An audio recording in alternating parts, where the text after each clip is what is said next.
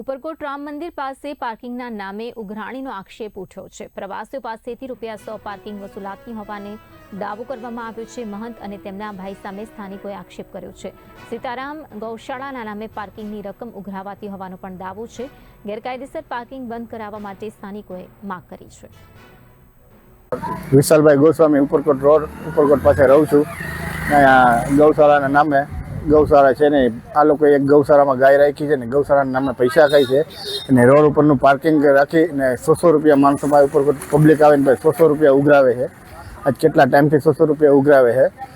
રામ મંદિરના મહંત છે સહનદાસ બાપુ, એનો એક ભાઈ છે પ્રતિકભાઈ અગ્રવત ને અહીંયા હાલતા પબ્લિક એ માથાકૂટું કરે છે ને ગમે ત્યાં દારૂ પીધેલ હોય ને દારૂ પીને પબ્લિક ઉપર ખેલ કરે છે ને એના ભાઈ છે ગાંજો ને ચરસ પીવે છે ને આ પાર્કિંગના નામે ખોટા પૈસા ખાય છે। રોડ ઉપરનું પાર્કિંગ છે। આ ગૌશાળાના લાભે આપણે જોઈ શકો છો। આ રોડ છે, આ રોડની જગ્યાએ રોડ ઉપર પાર્કિંગ કરાવે 100 રૂપિયા લે છે। પોલીસ જેવા કપડાં પહેરાવે માણસ ત્યાં ઊભા રાખે લાકડે રાખીને ભાઈ પોલીસ જેવા જો ભાઈ કપડાં પહેરાવે છે એ ભાઈને પાર્કિંગ કરાવે છે 100 રૂપિયા માણસોમાં લે ઉપર જે પબ્લિક આવે ને એની પાસેથી। તમારી માંગ શું છે? માંગ પાર્કિંગ બંધ થવું જોઈએ।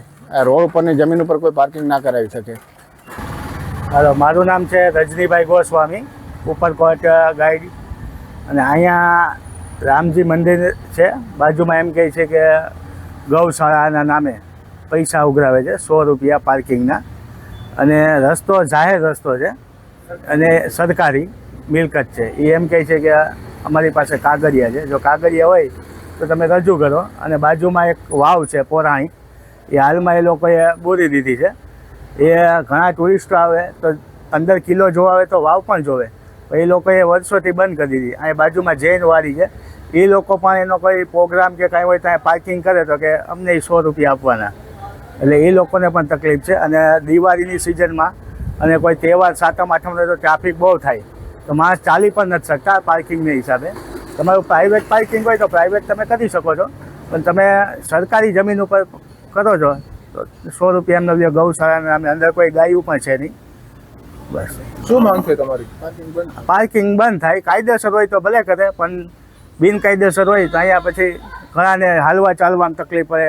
બીજી અમુક રસ્તા છે જાહેર ઉપર માણસો જાતા આવતા હોય એને વાહનમાં